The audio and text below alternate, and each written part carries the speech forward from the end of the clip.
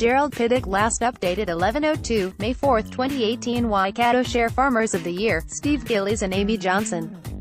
Steve Gillies and fiance Amy Johnson hope to be farm owners by their early 40s. And they have a plan to do it. The Waikato Share Farmers of the Year already have their foot on the property ladder after buying a 22-hectare runoff property near Te Awamutu. Eventually, it would become the deposit on a farm once debt is reduced on that property.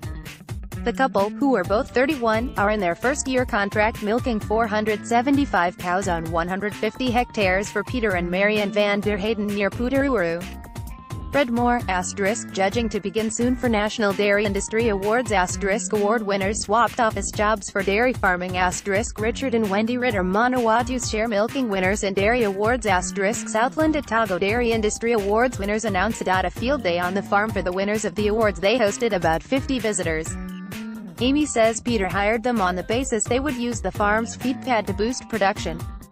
Historically, the farm had been sitting on production of about 200,000 kilograms of milk solids. This year we will get to 235,000 kilograms MS on a $1.20 per kilogram MS payment. That gave the couple an income of $282,000 and an earnings before tax of $126,000. The plan is to contract milk again next year, so it is business as usual, and given that we have already been on the farm, we're pretty excited about that, she says.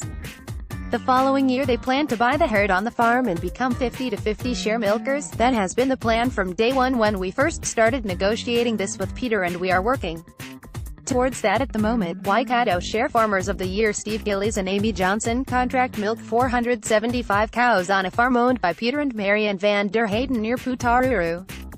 Their runoff is being used to graze young stock, which Amy takes care of. The property also has a rental house on it which they receive a weekly income from, and they also receive off-farm income from Amy's employment at the ANZ Bank.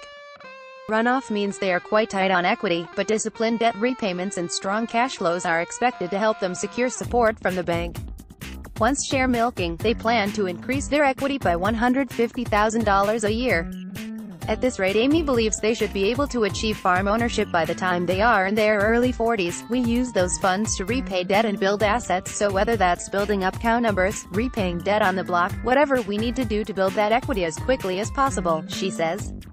Scotland-born Gillies came to New Zealand in 2010 and began working as a farm assistant on Robin Moss's farm at Parawira, east of Te Awamutu. He stayed there for 7 years, working his way up to farm manager and then contract milking. Johnson grew up on a sheep, beef and dairy farm near Te Awamutu, and after completing a Bachelor of Applied Science degree majoring in agriculture at Massey University, worked for 2 years at Balance Agri-Nutrients as a technical sales representative and 3 years as a consulting officer for Dairyins. She has been with NZ the past 4 years. The Van der Hayden's farm is a high-input system for farm where pasture is the most important feed for the cows, Steve says. His key objective is to feed the cows as well as possible, while any decisions about supplementary feed is based on maintaining a residual of 1,550 to 1,600 kilograms of dry matter after pasture has been grazed. Plate metering is done every month to monitor grass levels, and visual assessments are done by Steve every few days. Steve follows the grass growth curve and fills any gaps with maize or palm kernel fed out on a covered feed pad. This season, he experimented with tapioca and distiller's grain as an alternative feed in preparation of the restrictions Fonterra is bringing in for palm kernel feeding. Waikato Share Farmer of the Year Steve Gillies speaks at a field day at the Van der Hayden farm. The couple talk openly about supplementary feeding with the farm owners. A train of thought about what they plan to do next season to avoid getting graded by Fonterra, and plan to monitor and manage their way through it, Steve says. Come next season, Steve says he and Peter will work together to find a solution that is mutually beneficial to both. The beauty of working with Peter and Marianne is that we just have open and honest conversations regularly. They grew 16 hectares of maize this season and it fits into their system well, allowing Steve to make the most of the feed pad. Growing maize on the farm provided him with options for regrassing and determining its quality when it was harvested, he says. Production rather than profit is a major driver for the farm's management, and this season's production target equates to 505 kilograms of milk solids a cow. The traits he looks to breed in the Frisian cross herd include temperament, good udders and longevity. There's a cow in the herd that's 14 years old, so if you can get cows that are doing it day in, day out for a long period of time, everything gets better from there. The couple won merit awards for their environmental work and human resource policies. The Waihau River and Puriri Stream run through the farm and it has been fenced entirely off to keep stock out. In the future they want to push the fences out to 3 meters and use riparian planting around the riverbank with the fencing to include access to the river for recreational use. The wet spring meant Waikato Share Farmers of the Year Steve Gillies and Amy Johnson had to use the farm's feed pad to try and protect pastures.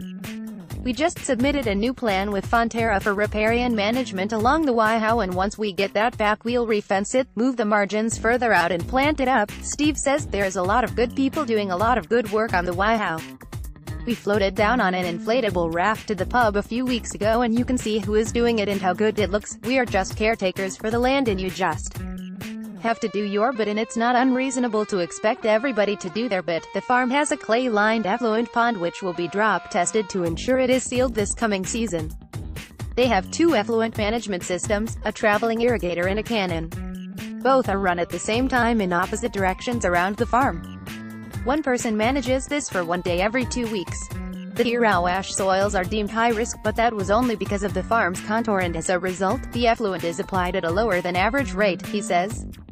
The farm's nitrogen leaching risk is 29 kilograms per hectare per year for the pasture block, but for the whole farm, it lifts to 37 kilograms per hectare per year because their maize bunker is a major leaching hotspot. Amy says this was something they hope to lower in the coming season.